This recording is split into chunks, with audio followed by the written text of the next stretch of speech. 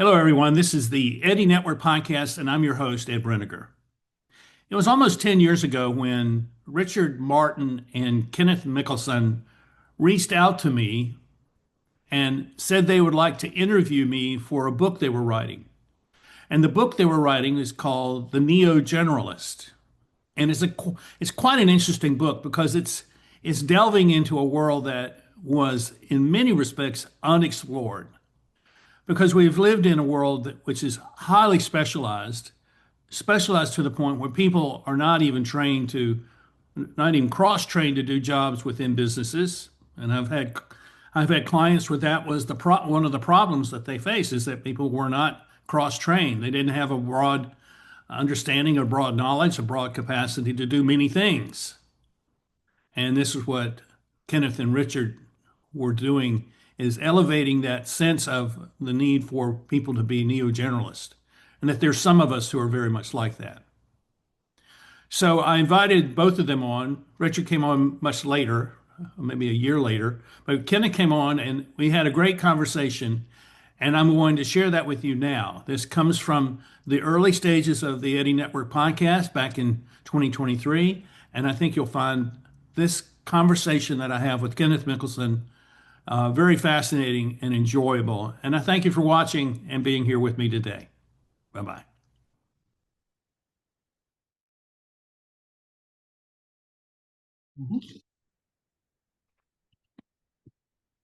Hello, everyone. This is Ed Breniger, and welcome to the Eddie Network podcast. My guest today is my friend Kenneth Mikkelsen. I think I got that right. You did. My Danish friend who is a writer, and in particular, a huge influence upon me for having identified that I was a person like many others who is a neo-generalist. And Kenneth and his writing partner, Richard Martin, co-wrote this book called The Neo-Generalist, and has part of my story in it. So, Kenneth, it is really great to have you here. I look forward to our conversation, and I'm grateful for your work and your impact upon my life. And so, welcome. Tell us a little bit about who you are and what you do, and how you came to be the person you are today. First of all, thank you for inviting me, and it's lovely to see you there in your library as well. I didn't mention that before. It's true, we got to meet through the book. I reached out to you because I had a sense, a lot of this is also intuition, and we might get to talk about that as well. Yeah. This whole thing of, sensing that there's someone out there in the world that might, not someone who has lived the same life as you have, but had sort of arrived at the same point where they're trying to make use of all their life experiences in the best possible way, and not wanting to be narrowed down by a singular title, or just being in one singular knowledge domain. So that was how the book idea came about in the first place, because and there's a very sweet story behind that, because I actually met Richard through Twitter in the first place, and I got a sense for his writing, and I really enjoyed reading his stuff because it was very thoughtful. It was kind of different. He was using cycling as a metaphor for leadership to describe all the things that goes on a cycling team. And I thought, that's interesting. That's a different way to talk about leadership that I can relate to, that I find invigorating in a way. Because, let's face it, when we're talking about leadership, it's also about poking holes in the bubble that most leaders live in, and introduce a different language in order to elevate their thinking. And I found that really, really enjoyable. So we met in Paris during a conference, Enterprise 2.0. It was all about social business and all that. And then we skipped the conference at one point, and we went for a walk. The conference was at a particular place in Paris where I lived for 3 years, very close by. So I knew the area very well. And so we went for a walk at Père Lachaise cemetery. And then it was kind of interesting because, you have all these different people who are buried there, Edith Piaf, Jim Morrison, Chopin.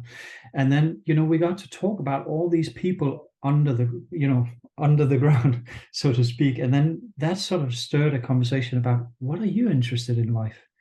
Because, you have music, you have philosophy, you have all these different things that sort of came into the conversation naturally. And then, walking is always a good idea if you want to elevate your thinking as well. So that's how we met. And at that point, I had been thinking about, this idea that there are some people out there that are really valuable in society, not just in organizations, but in society in general. People who are noticing things that others don't, people who are speaking up, people who are generous with their knowledge, share it with other people, try to bring different perspectives into our lives in general.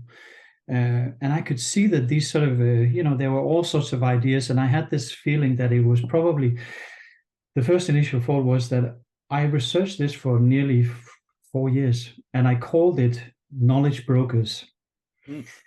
Because that was sort of a term that was known at that point. So I was really investigating that a lot. And I have a background as an investigative journalist.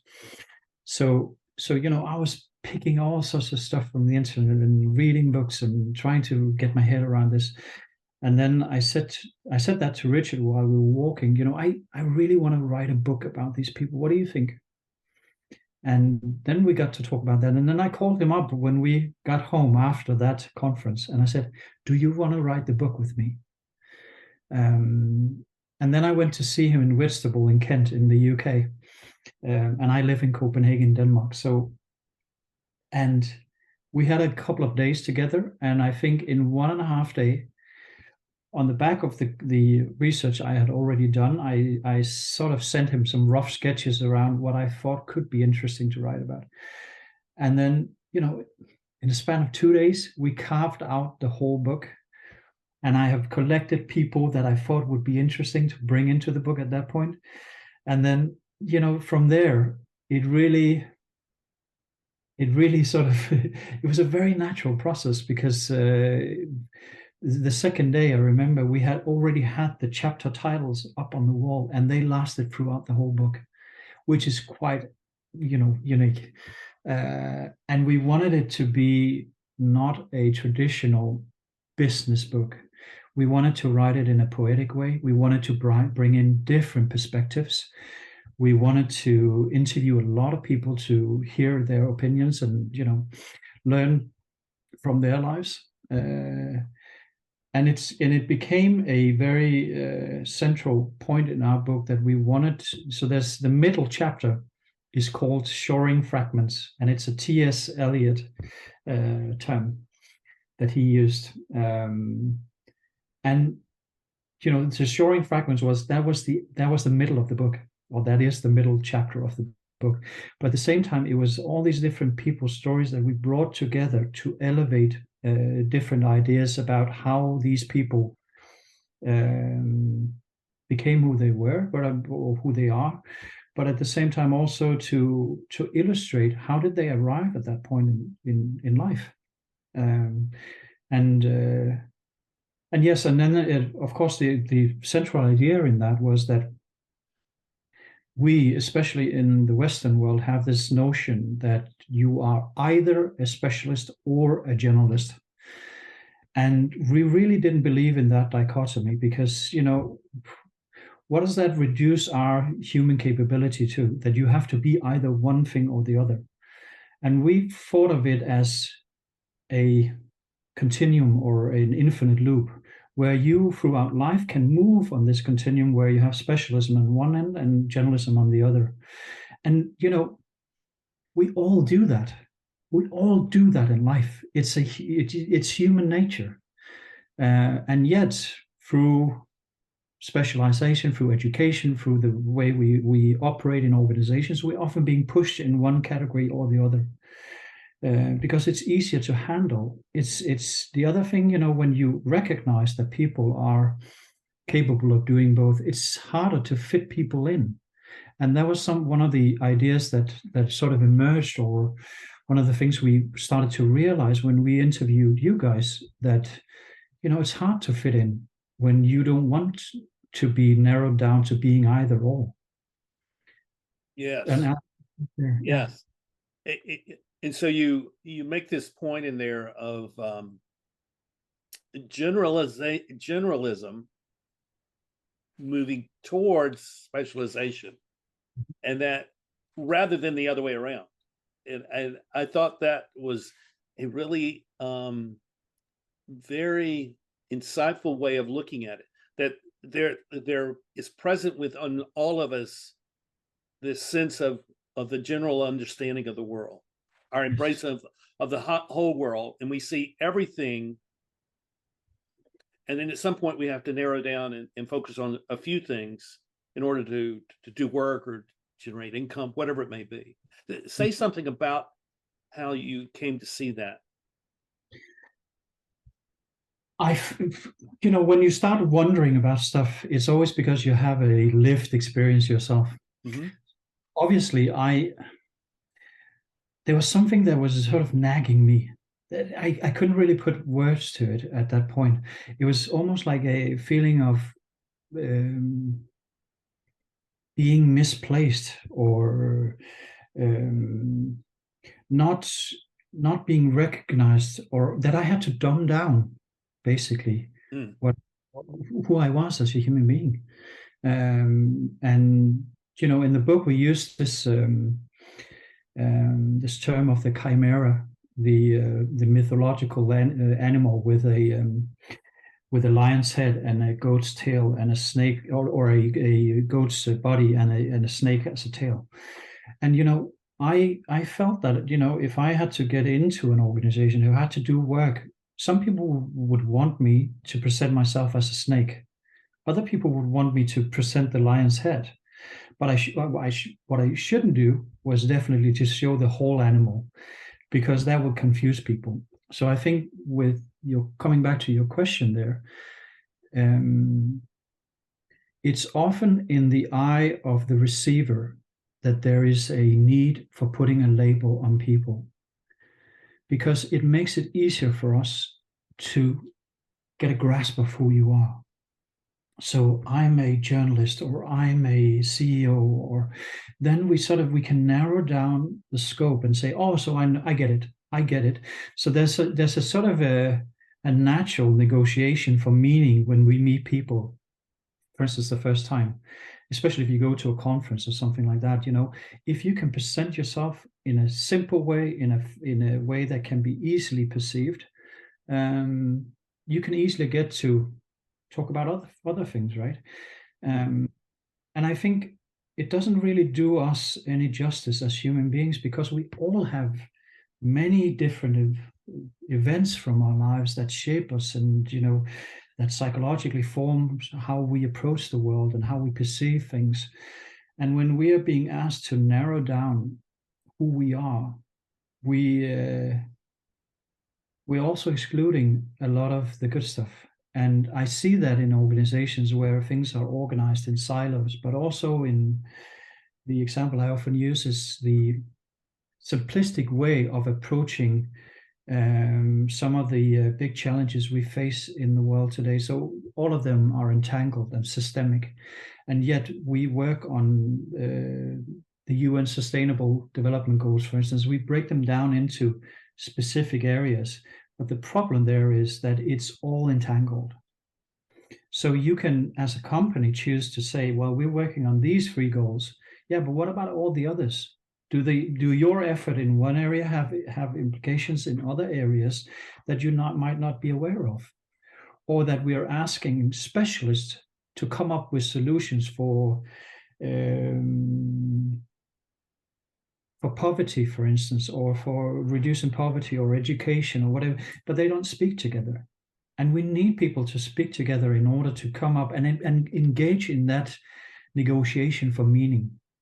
Yeah, Because I think that's a major issue for planners, people who are seeking to leaders who want to take their business somewhere else, and they sit down to do a planning process. And I mean, in my experience as a consultant, I would oftentimes go in to solve a problem, and we never ended up solving that problem. We just talked about the problem, because that was really the problem, was that we just had not talked about the problem. They really weren't interested in solving the problem. They wanted to present the appearance of solving the problem. And so that is how, in some ways, this specialization has turned out. It's a form of appearance that shows that we are someone to be respected or have authenticity or whatever that is. And I think at that point we take this identity on, and whatever that identity is the form of marginalizing us. Yeah. So I'm really interested in you speaking to us about how does one look at their life and in a sense expand it to be this neo-generalist person, where you're able to take all these different things and bring them together, meld them together into something that's whole, that then becomes the kind of the center of your life. How do you talk with people about that? Maybe before I go into that, I just want to mention that, you know, even though the title of the book is The Neo-Generalist and not the Neo-Specialist, it's really important to emphasize that, you know, one thing is not better than the other. We need both. And a neo-generalist is someone who is both a specialist and a generalist. And it's actually from specializing in various domains that you'll be able to cross-pollinate knowledge from one domain to the other and all those different things. So it's super important to say it's not an either or. It's really a both and. So I just wanted to point that out, and I know you know that, but maybe for the listener. Very good point. Yeah. Thank you. So your question about how do you? Yeah. Well, let me restate it in this way. People's experience has been they've been slotted into a role within a structure, but they feel that they're more than that role. I mean, I've heard people say this to me, yes, but they don't know how to break out of that role, break out of that mindset of being marginalized into this specific institutional identity. How do they break out of that so they can see, have a better sense of who they are in a more holistic sense, that maybe they can venture into a new path and find a way to have an impact that, you know, 10 years ago they would have never imagined. Oh, I can't imagine having arrived at this point in my life and how great it is. I mean, I think that's the thing that you and I we share, is that sense of aspiration. But that aspiration really means we have to expand our reach and expand our sense of who we are, expand the skill sets that we need to focus at the same time. Yeah. So one of the key things for a neo-generalist, I think, is curiosity and a sense of wonder. So, you know,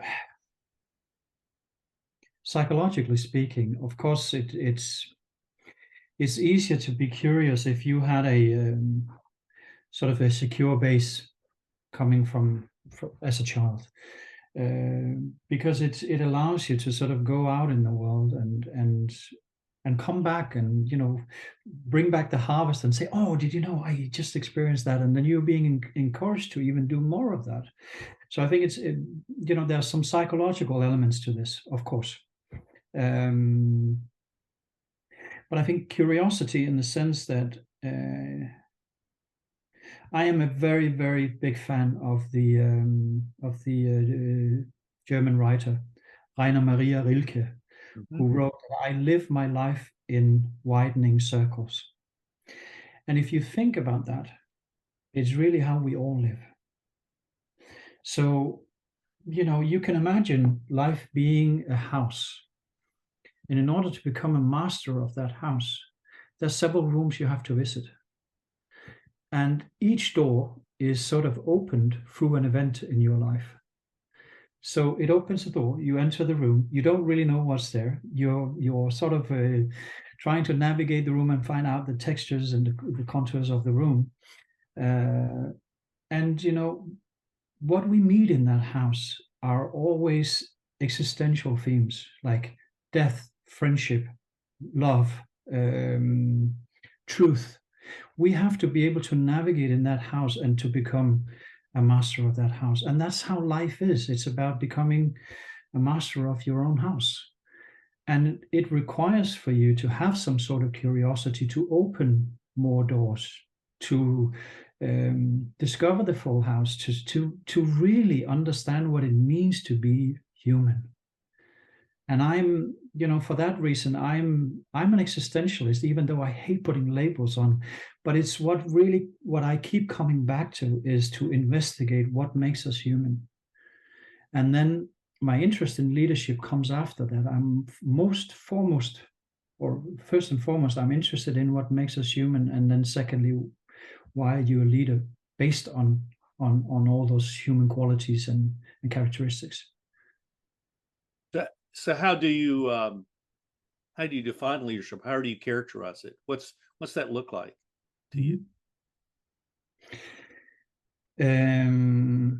There's so many different definitions. I know it's a big question. But if I have to give a very simple one, I would likely call it that leadership is the management of meaning. So that we as human beings are involved in a constant negotiation for meaning. And that if that house that I just talked about, if you come with one house and another person has a different looking house, you have to find somehow some commonalities in what you've experienced in life and your background and your knowledge and all that.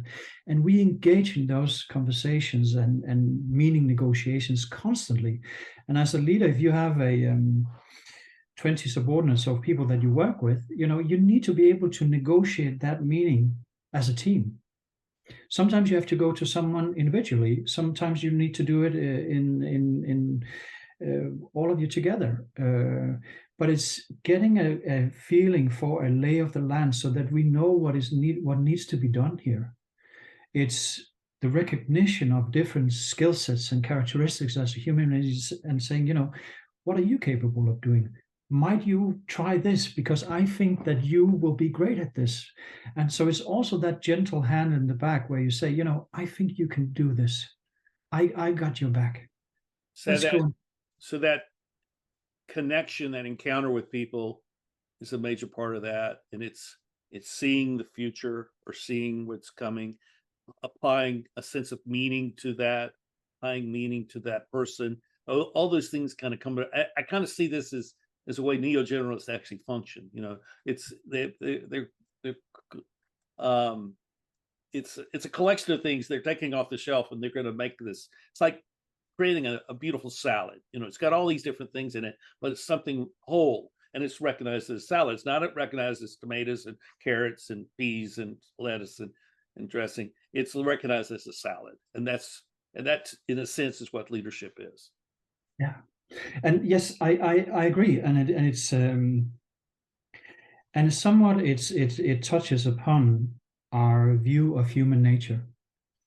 So if you think that human being, you know, I'm someone who really believes in helping people clarify what their view of human nature is, if they want to be leaders, because you know it determines everything else.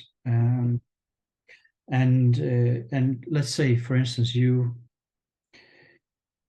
have a view of human nature that human beings are above nature. For instance, that you know we are the one controlling things. No wonder that you will be engaged in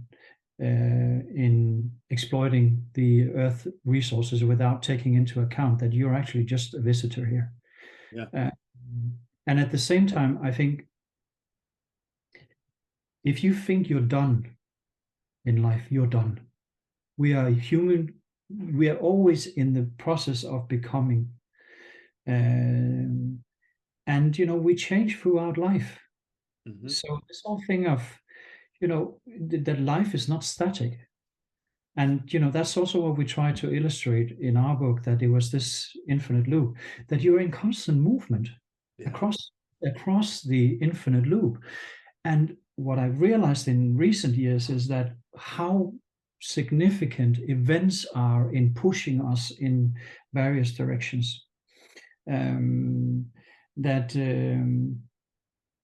you meet the love of your life in the metro, or you have a death in your near family. Life pushes us in certain ways in different directions, and it's contextual, of course. It shapes the context for where we are, and put that layer on top of these 20 people working together with a leader. You have to be able to deal with that as well. So there's a certain maturity, I think, that's required when you step up and say, I accept becoming a leader. Then you also accept that you need to be able to do work on yourself. You need to be able to really closely investigate what are the components that make me who I am, where are my blind spots, how's my decision-making process, what are the things that I'm missing in my perspective, where can I surround myself with people who might have that perspective, so that I don't end up making biased decisions, for instance.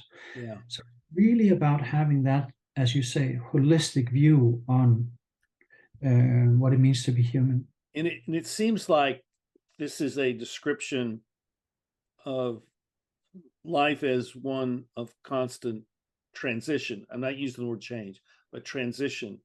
And I think this is, and I'm guessing this, but in your book, you and Richard tell your stories, and you talk about yourselves as wanderers. And this idea of wandering, I want explain that, because I think that might be helpful to people to think of themselves as on a journey, wandering. But wandering is not the same thing. Okay, I'm going to go get on a train and I'm going to Paris today, or whatever it may be. So what flesh this out a little bit about how that came about in the creation of the book. Yeah. So there's a chapter in the book about the two wanderers, which is Richard and I. And the reason for us writing it in such a way was that we wanted to illustrate to the readers that there is not one singular way to become a neo-generalist. That Richard's story is different from mine, but that we, through our various journeys in life, have ended up becoming very good at certain things, sharing interest in certain things, and having also a like-spiritedness, you could say, where we also share certain values. There are certain things that we consider to be important in life. So, my own personal story is in the book, and when I grew up, I always had difficulties when people asked me, so what do you, to answer when people ask me, what do you want to become when you grow up? Because there were all sorts of, the world was my oyster. I would do anything, and I've always had this sort of inner feeling that my life is lived in circles in many ways. Circles in the sense that often it's a 10 years time span, because that's what it takes for me to become knowledgeable about a certain thing often, and then I move on. So I was educated as an investigative journalist, and started out. I graduated with a very, very fine degree and honors from the school, and I could probably have gone on to go pretty far within journalism. But I also sensed in Denmark we have practice as part of the education, and when I was out in practice, I felt that I didn't really like the world because it was too fast, it was too shallow, and people were way too opinionated. I'm talking about journalist colleagues. there were a lot of deadlines, and you have to hurry up, and there's never really enough time to go into the deeper matter of things. And the work environment is hectic and competitive, and I felt like if I end up spending my life in this environment, I would be very, very unhappy. But having attended the School of Journalism here in Denmark, I had learned the craft, which was super valuable in all aspects of life, because what you basically learn, if I have to boil it down, is to find information, to really dive into complex matters, and try to figure out how things connect. And then you have to make sense of all of that in the middle of it. So you find information, then there's the sense making. Is, what does this mean? Who do I need to talk to? Has this happened anywhere else? Where do I need to go? Or who do I need to talk to really understand this?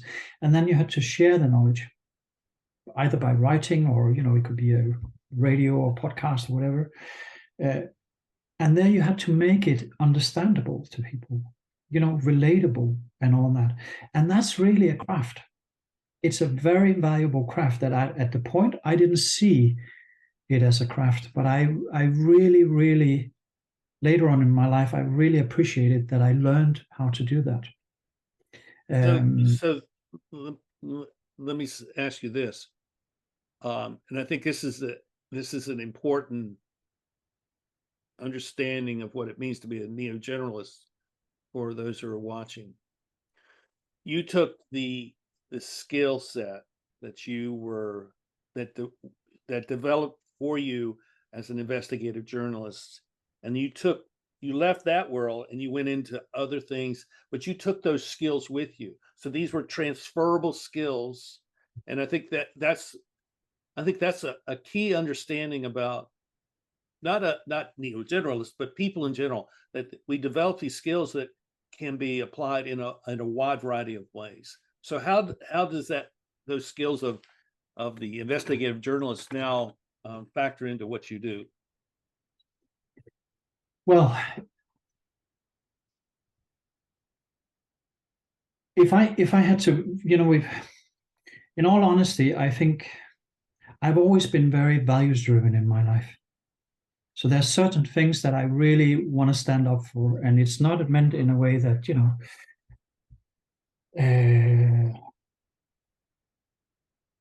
in a rigid way. But there are certain things that I would uphold, and it's fairness, it's generosity, it's freedom. So I have carried that with me into other domains that I have been involved in. And in particular, the thing of helping people to see the world. That's why you often become a journalist in the first place. So it was a really, really good craft to learn. But my eagerness to help people see things really drove me into that area. Mm-hmm. And later on, I switched gears and I started my own company. So I've been an independent for more than 20 years. And I started doing communications for especially for companies who did leadership development, business schools and stuff, and consultancies. And I spent nearly 12 years doing that. And that brought me into leadership, because I had to attend all the MBA classes and talk to professors and basically carve out, what does it mean? What are the basic elements of this leadership theory, for instance, or what are the challenges that people talk about when they lead a company? And for me, that was a super helpful education on the side, you could say, that really got me into the leadership and management domain. Because I had to apply the same skills. I had to figure out what was going on. I had to make sense of it, and I had to share with people so they understood what it meant. And then in recent years, the last 8 years or so, 10 years, I've been working in leadership development, because I got really discouraged on the back of the financial crisis of how these companies were educating leaders.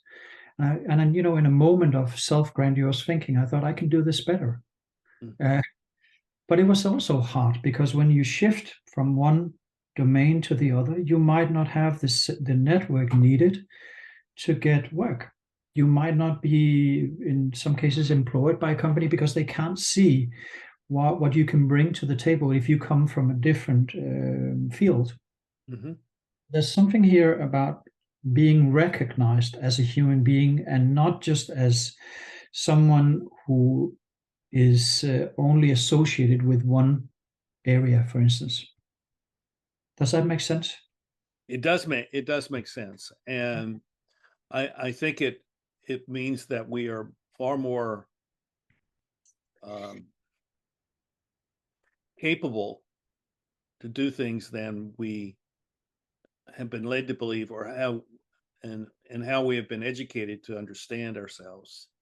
And that's, when I began to create the circle of impact, I recognized that the starting point of leadership is personal initiative.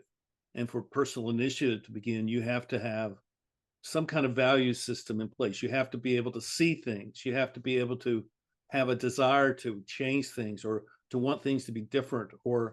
And so you're taking yourself and you're injecting it into the world.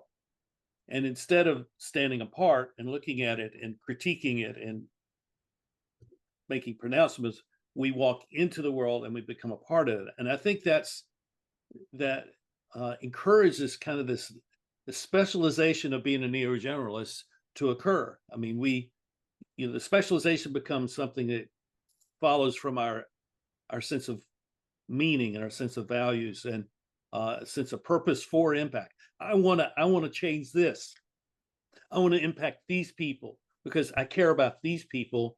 And I don't know about all these other people, but these people, they really matter to me. I want to help them.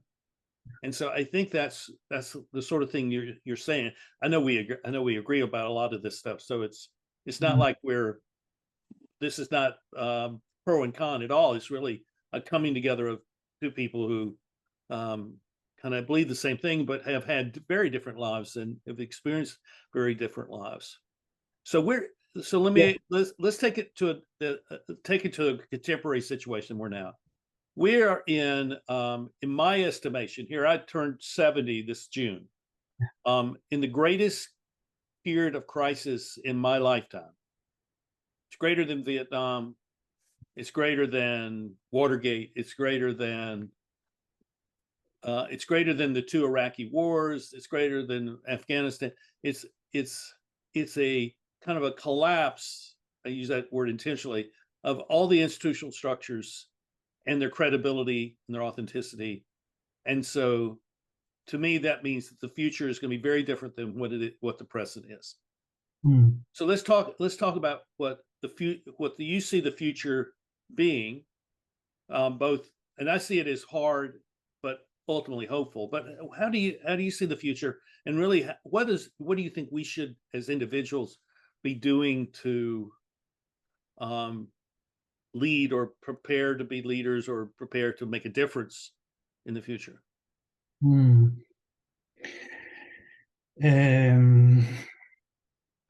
Yeah, it's a very big question, and I think and in many ways the question is also, are there any universal things that we should be aware of or considering? Yeah. A lot of contextual things, so things look slightly different in the US where you are, even in the state where you are, compared to the rest of the US. Right. And then compared to Denmark, right? So I'm always hesitant about sort of, and I know that that's not what you're asking for, but I just want to bring this into the conversation as well, that I'm very discouraged about the what I see in the world as being a reductionistic approach to approaching problems that we see around us. A certain superficiality in the way that we think, lazy thinking, power structures that work against each other. Having said that, I think it's important to recognize that we cannot find ways in the future without looking at the past, because we are historically situated. So what's going on, for instance, in Ukraine right now has a long history of buildup, going back many, even 1,000 years, maybe, or close to it. but then you had the rebelling in the Maidan Square. You had the annexation of Crimea. You know, things doesn't just happen out of the blue. They're always sort of situated things within stuff here, and I think what we need to do is, you know, I did a diving class in Australia at one point in my life, and the first thing we learned there, if you get into trouble, you should stop, you should breathe, that you think, and then you should act. Oh, and yeah. and the pace we have currently with wanting to do stuff, the busyness of our lives, I think that's contaminating everything else. And I'm really puzzled about that, because we just had a lesson in most cases with the pandemic of the joy of actually doing nothing. The fear of missing out is not that bad, actually. So I see that everywhere. People are stressed out with the leaders I work with. That they are, you know, busy running around, getting nowhere fast. And as a cause of that, they make all sorts of mistakes that then they have to correct later on. So there's a lot of what many people do at this point, where I think that a lot of it's actually pseudo work. It's I also sense that there's I have also lived long enough to remember people who really cared about stuff, you know, who were not just in the corporate game. I will be here 2 years and then I'll shift position. I'll go to a new company. I'll do the same thing over, get a higher paycheck and all that. You know, there was an element of loyalty.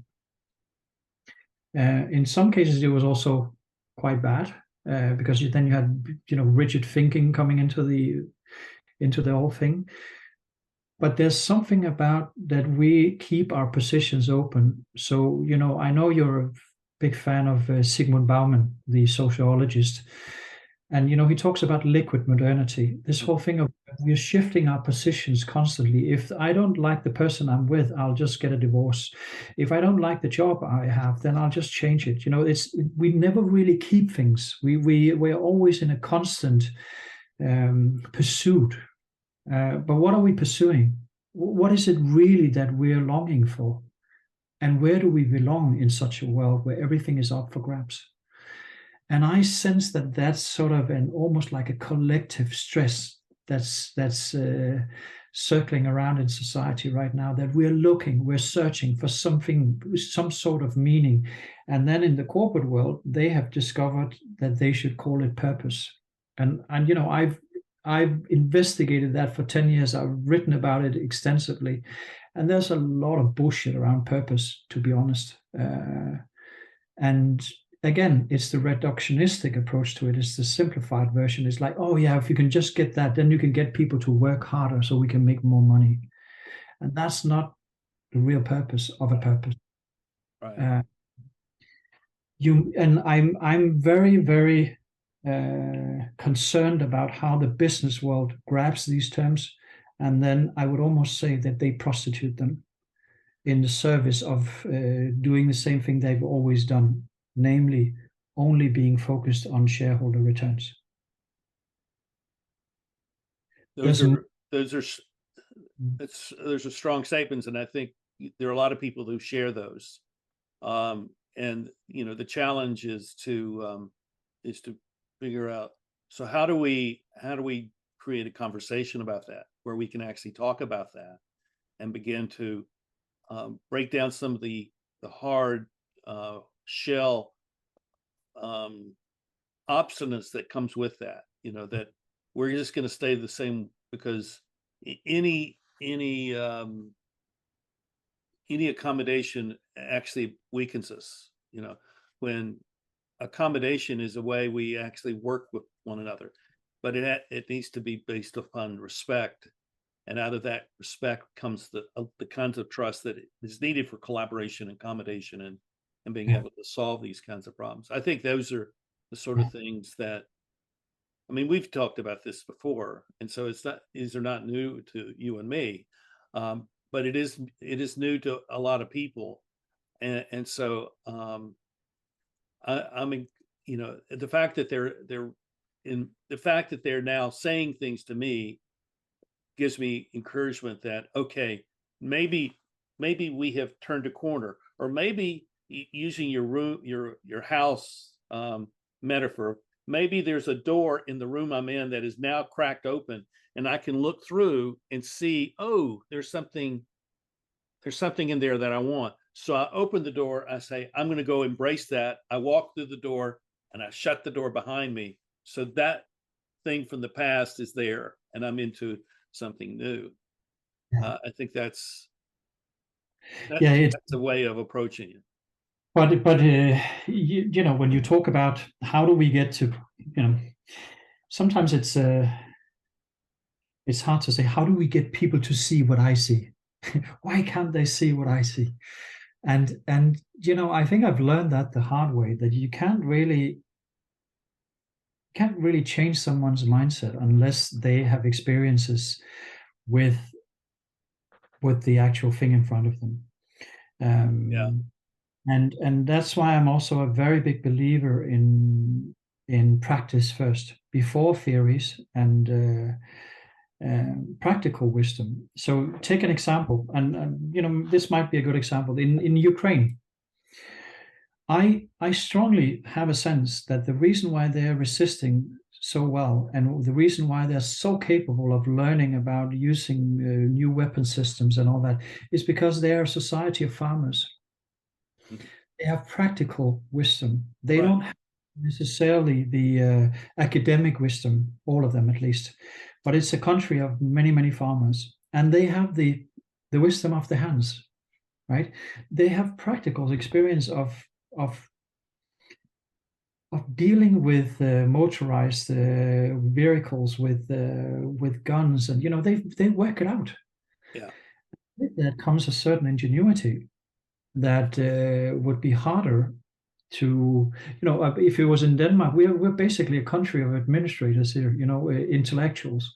We would have a very hard time with, you know, transitioning into, so what do we do if that happened to us? And I think there's something to that relates to the neo-generalist as well. There's something about life experiences, that what we're talking about here is not just formal education. It's I often talk about it as three-dimensional learning, as, you know, life deep learning about your values, about what's meaningful to you in life, having conversations that sort of put into place your own mind. What's my place in this world? What do I want to do?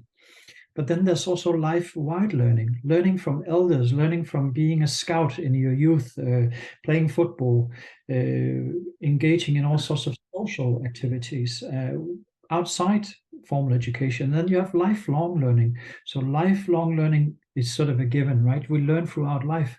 So lifelong, life-wide, and life-deep learning needs to go together, I think. And it's way more than just focusing on having an academic career, or, you know, going to a fancy university or a business school. Life is like that. So let me ask you, as we kind of come to a conclusion here, about what your current work is. What are you doing now? And because I'm interested, I want, let me back up and say it this way. What you've just said is the validation of why I'm doing these podcast interviews, because I want other people to hear other people, listen to people, and tell their story and tell what they think, so that we can develop that capacity of talking to one another, and not simply waiting to speak, but to listen and to do that sort of thing. So what are you up to now? And I know you have a very big project you're doing, and it sounds fascinating. I'd like for everyone to hear about that. First of all, I just want to thank you for being, and now I'll use the first term that I used when we started out, a knowledge broker. because that's in essence what you're doing. You're bringing people in to have a conversation, to negotiate meaning, and basically, put it out there. And I really appreciate you doing that. And it's an honorable task, I think, especially in the times that we live in. So first of all, thank you for that, Ed. Thank you, Kenneth. Yes. So where am I at the moment? I got a call out of the blue, about 2 years ago, from a quite a famous philosopher we have here in Denmark. His name is Ole Fogh Kirkeby. And Ole is, in my opinion, one of the best philosophers we had in Denmark since Søren Kierkegaard, the father of existentialism. Ole is a very, very gentle, kind, quirky person. He is someone who's really dived into the meaning of events in our lives. So he is up there in the international league with Merleau-Ponty from France, for instance, or Deleuze. But he's also someone who's worked at Copenhagen Business School, focusing on leadership, and was really one of the first people in Denmark to talk about the difference between leadership and management, for instance, before that was fashionable. He is someone who dived into artificial intelligence as the first one who wrote about it, more or less, here in Denmark. And from that, he got into being interested in the significance of language, because artificial intelligence is also about language. Right. So, he's someone that, and he's, by the way, he's also in the book, The Neo-Generalist. His story is not covered, but we mention him in the book. That's how I met him. So the book here, I got to go down 5 minutes down the road, and I met Ole. And then 7 years later, or 5 years, 6 years later, he calls me up and asks, do you want to write a biography about me? Because I've been asked by a publisher whether I'd be interested in that. So that's been ongoing now for 2 years. And it's been one of those transitions for me, because in order to write this book, I had to learn about philosophy, about the interconnectedness between the history of ideas and the deeper meaning of various topics within philosophy, in order to really write this book. So I had to go into find the information part. Now I'm doing all the sense making, and then in a very short time I'll be doing all the writing. And based on that, I had more than 150 conversations with Ole about the bigger themes in life, about friendship, love, all those, death, in order to be able to write that book and then synthesize it so that his life story is almost like this small river that runs in a countryside, but then suddenly it opens up and then it runs into the big ocean, which are all these existential themes. So I'm using concrete life examples from his life to set up larger existential themes, and then explain, so what does that mean for you and I? What does it mean for society? What should we be careful about? What should we be enjoying? What should we be fighting for even? So those are sort of, that's a big project, but I also see it as a continuation of the Neo-Generalist in a way, because Ole is also what I would characterize as a Neo-Generalist.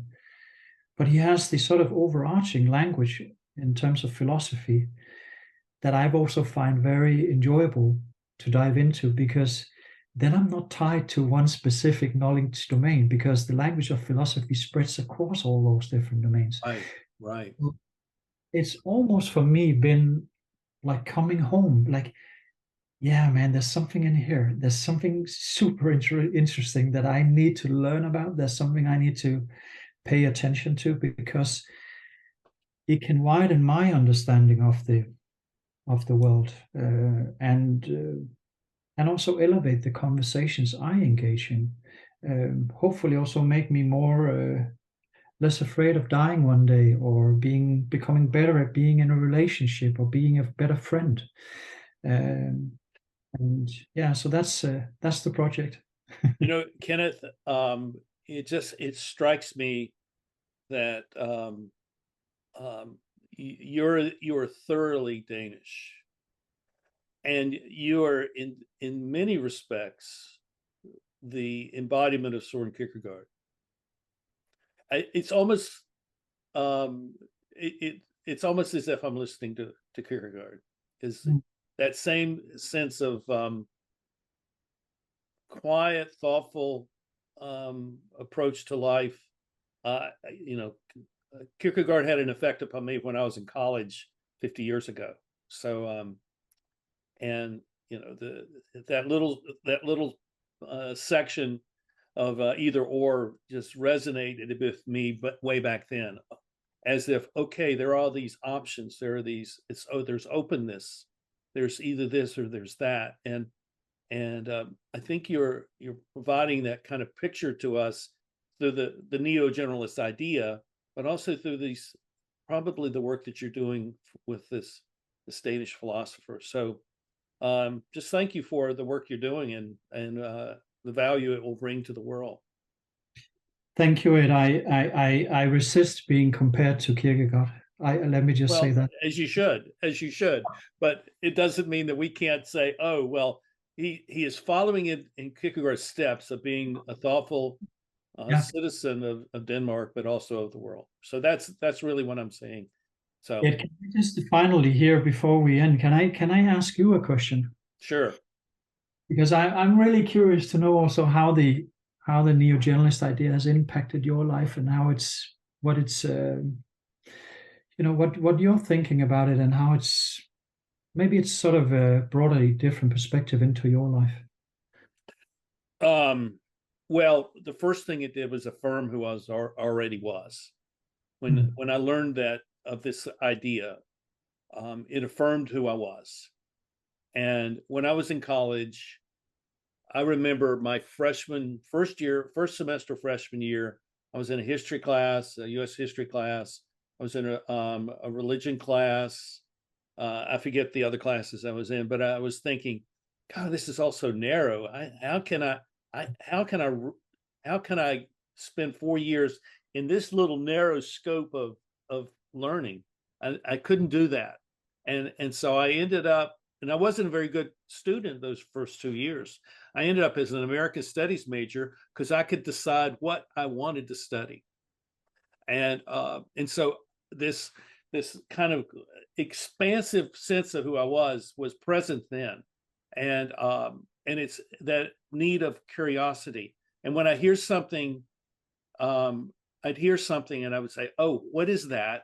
I'd go find a book or something or a reference somewhere that would explain that to me. I mean, most of these books, I just fell into it.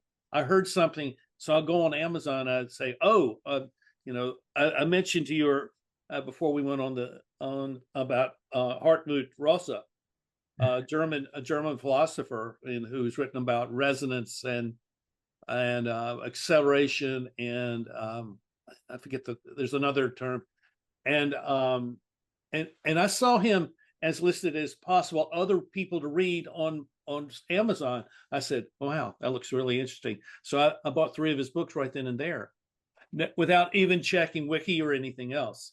So there's this engagement as a neo-generalist with the entire world and with the people of the entire world. And so I take all these ideas, I take all this culture, and I use it to understand people and understand what's going on in the world.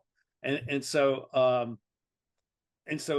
a dozen years ago, I went into a series of months, which I call the 3 losses. Basically, I lost all my clients as a consultant. Some came back, but most of them never did. My marriage of 30 years ended. And then I had taken on a nonprofit organization, and I ended up being fired from that because the board didn't like the idea that I expected them to give money and to raise money with me. And so I was at a point of change, and I accepted that, stepping through the door into the next room. And everything that's happened since then, that was in 2012, has changed my life. That was 10 years ago, a little over 13 years ago. and it injected me into an entire global context. So I've been to 15 countries in the last decade. I've met you. I've met all these people across Europe, across Asia, across Africa, across India, and I am continuing to embrace that context. So I see that for me, being the neo-generalist is to be a global person, but at the same time, my specialization is to talk about local communities, is to focus people on their local community. So that's how this fantastic book has come to kind of define the course of my work. And I now know that I'm at maybe a juncture where it's going to go in a new direction. This podcast is that. The stuff that I'm writing about synthesis, that's going to be the next stage of where I'm going. And I don't know where that goes. So I have to remain open to people kind of directing me to go where I need to go. I hope that answers it, because and I would not say you should, I would not say to anyone that you should go out and do what I've done. No, I would say you go out your front door and you look around and say, what's interesting here, and go engage with it, go research it, go become a part of it, go work on it, go make it better. And you will, step by step, you will find that your life changes for the better, and the world that you're a part of will change for the better. And you can look back over the course of your life as a series of milestones of real significance and impact that you have had.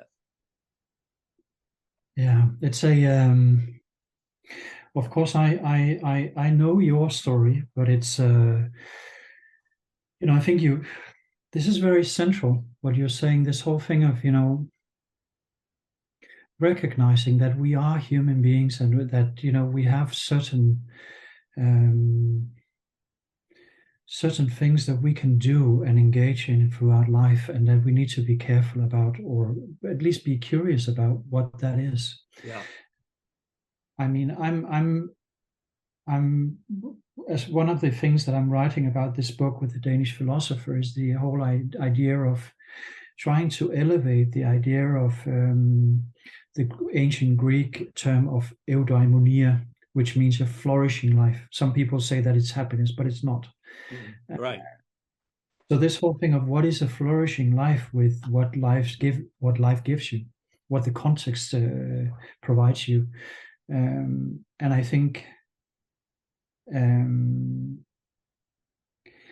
that's important to recognize, that this is really about living the life that you can and what you can become.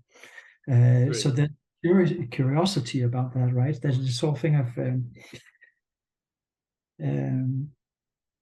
and it doesn't have to be hard in the sense, well, it is hard to engage with life, but it doesn't have to be philosophical in that sense. It is just life. That's just how life is.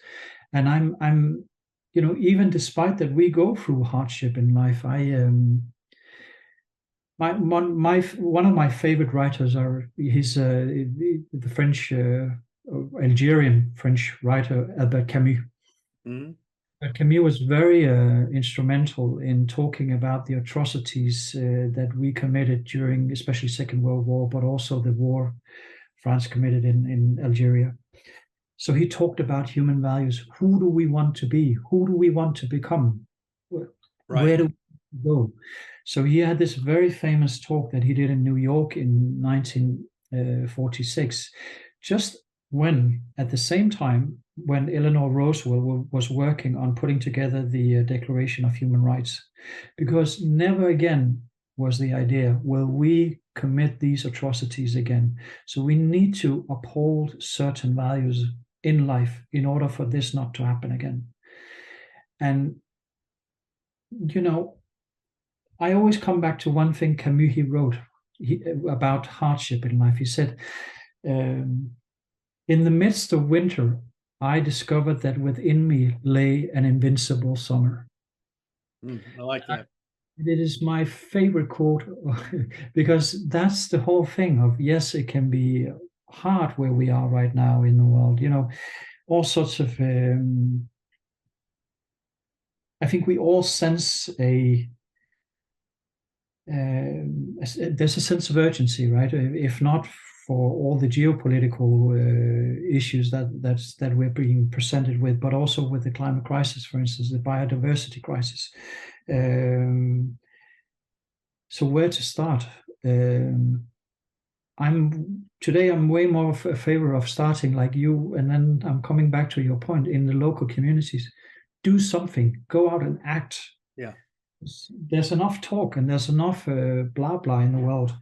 We need to be able to stand up for what is good and right and truth and what is in life. And a simple explanation or a simple example of that is we have a local library here where I live, and they wanted to close that down, the municipality. And they have 4 different libraries in this area where I live, but it was really an insignificant amount of money they could save. So we stepped up as a local community and we wrote all the politicians, we had meetings with the politicians at the library. And, those are the things when you step up for something you believe in, when you say, this is not going to happen, we need to figure out where we can save those money somewhere else, or, at least ask those questions so that we can make an informed decision.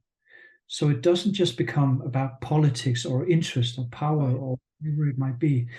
And I think that's a civil duty we have, to step up when it matters, to really not disengaged and be outraged when we need to be, but also do it in a way that it doesn't end up with storming the Congress in our countries, but at least stand up on an informed basis. That's what I'm talking about. That you have investigated what this means to you, and then have these higher principles that you put in front of it. Yes. Well, Kenneth, I'm grateful for you coming on today. It's been a great conversation. Thank you all for listening. This is the kind of quality of interaction that is possible for you in your life if you're willing to listen and to be curious and follow the rabbit trails and the rabbit holes that exist in every conversation we have. So I'm grateful that you've been with us all the way to the end. It's been a long conversation, but really worthwhile.